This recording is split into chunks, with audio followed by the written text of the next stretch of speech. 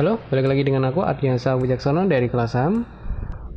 Seperti biasa, setiap minggu kita akan mereview IHSG, kemana sih arahnya untuk besok dan kemungkinannya akan seperti apa, lalu mereview ulasan 5 saham dari kalian. Yang pertama kita analisis dulu IHSG, chartnya juga masih sama, prediksiku juga masih sama, dan ternyata IHSG bergerak sideways seperti asumsi kedua. IHSG lagi bingung nih, mau naik atau turun.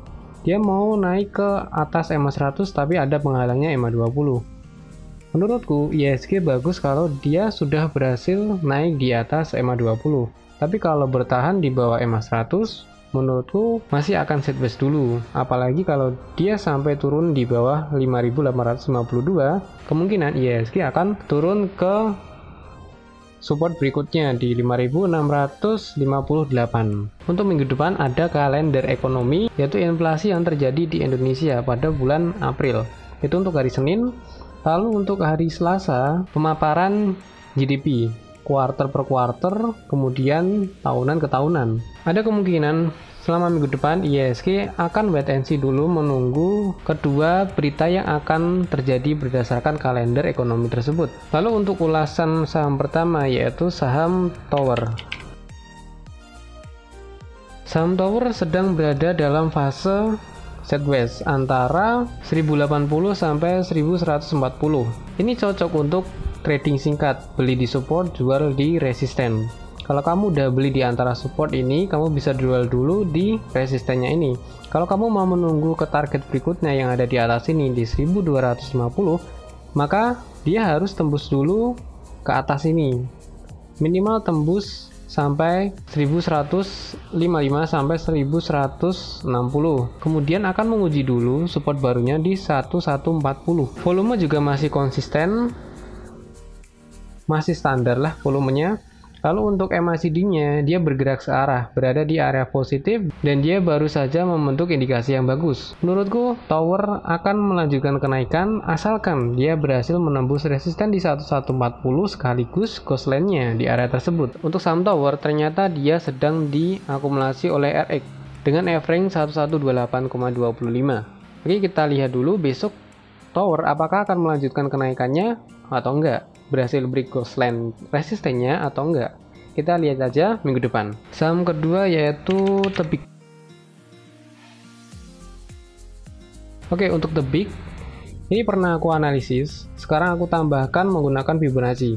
Dia berhasil break resistennya di antara sini waktu dia tanggal 13 April 2021. Sebenarnya dia udah menyentuh targetnya yang ada di sini antara 2450 sampai 2520. Nah, minggu lalu saham Tebik udah mencapai maksimalnya nih. Menurutku udah mencapai maksimalnya karena dia udah mencapai kenaikan minornya di 2780.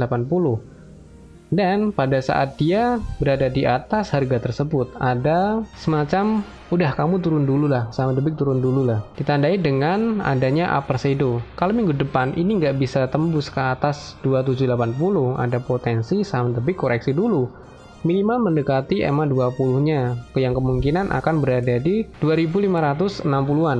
Volume saham Tebik masih cukup bagus sih, karena volumenya yang di atas rata-rata beberapa minggu lalu atau beberapa hari yang lalu. Namun untuk MACD-nya dia posisinya udah tinggi nih. Titik kenaikan tertinggi MACD-nya ada di sini dan dia hampir menyentuh titik tertingginya di sini. Saranku kalau kamu udah punya di harga bawah atau paling nggak harga di sini, kamu bisa pasang trailing stop dulu. Tapi kalau kamu baru aja masuk atau baru mau masuk, saranku hati-hati pasang stop loss seketat mungkin. Saham Tebik dia masih diakumulasi bahkan oleh broker asing seperti CS, AK, sama MS. Oke, kita tunggu aja minggu depan apakah dia masih bertahan di area harga ini dan berhasil tembus 2780 ke atas atau ternyata ini akumulasi kemudian besok untuk buang barang. Kita nggak ada yang tahu kedepannya akan gimana. Kita lihat aja minggu depan. Untuk saham-sahamnya aku bikin yang simpel aja.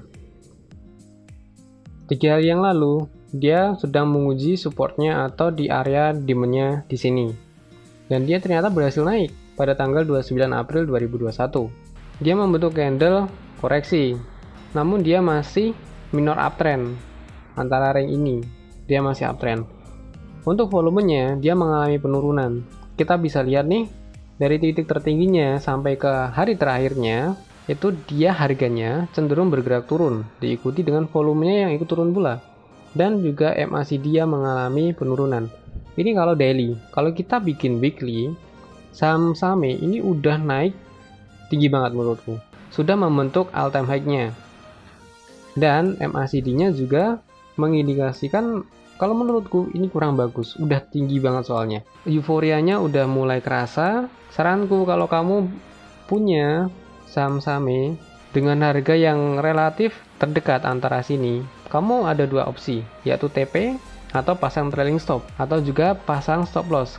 Saranku pasang tiga-tiganya, atau kamu bisa ngambil TP dulu, atau kamu bisa switch ke saham lain. Untuk saham INKP ini pernah aku bahas di channel Telegram, dan saat ini dia berada di antara demand areanya, di kisaran ini, di kotakan ini. Saham INKP dia belum membentuk lower low-nya di antara ini. Harga paling rendah itu berada di 9.100 dan belum juga closing di bawah 9.100. Kalau untuk trading, saranku kamu tunggu di area paling bawah sini. Dengan catatan ini kategori buy on weakness. MACD juga dia menurutku udah bawah banget di antara ini.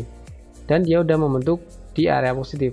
Namun belum tentu area positif ini itu mengindikasikan hal yang bagus. Bisa aja dia lanjut koreksi. Oke, kita lihat dari weekly-nya. Dari weekly-nya dia sedang menguji EMA 100 dan tepat area demand-nya.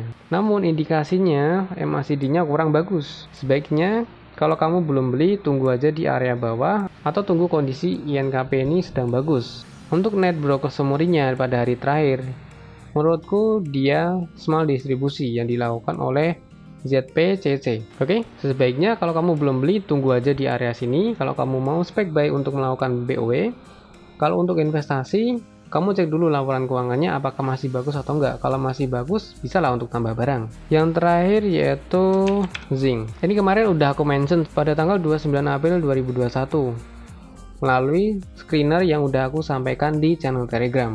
Happy cuan buat yang udah ngikutin, udah 9% nih, hampir 10%. Saham Zinc ini dia sedang berada di area supply-nya di sini.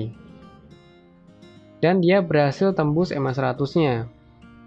Kemudian volumenya juga menurutku bagus. Rata-ratanya sekian, ternyata dia udah naik sekian, tinggi banget. Lalu MACD-nya itu positif, dari bawah dia ingin ke atas. Terlihat nih dari bentukan MACD-nya. Lalu kemudian weekly. Weekly menurutku ini bisa untuk swing dengan catatan harganya terus naik. Ya iyalah, namanya juga buat swing kan, kalau turun ya nggak bisa buat swing. Oke, canda dulu. Kalau kamu baru beli di area sini, aku sarankan tunggu dulu di areanya sini. Bisa aja dia dalam kondisi buang barang nih setelah ini. Tapi kalau dia berhasil di atas EMA 100 di garis biru ini, itu indikasi bagus. Untuk broker summary-nya,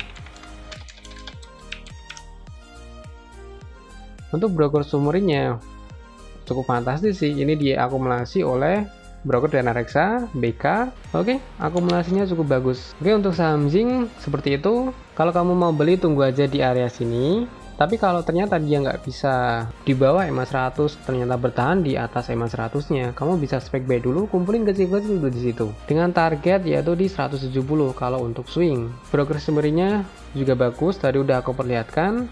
Oke, sekian videonya. Kalau kamu suka silahkan like video ini, tinggalkan komentar jika ada pertanyaan. Minta bantuannya untuk share video ini agar channel ini lebih berkembang lagi. Terima kasih bagi yang sudah menonton. Jangan lupa subscribe dan aktifkan lonceng notifikasinya agar kamu tahu kalau aku udah upload video baru. Terima kasih.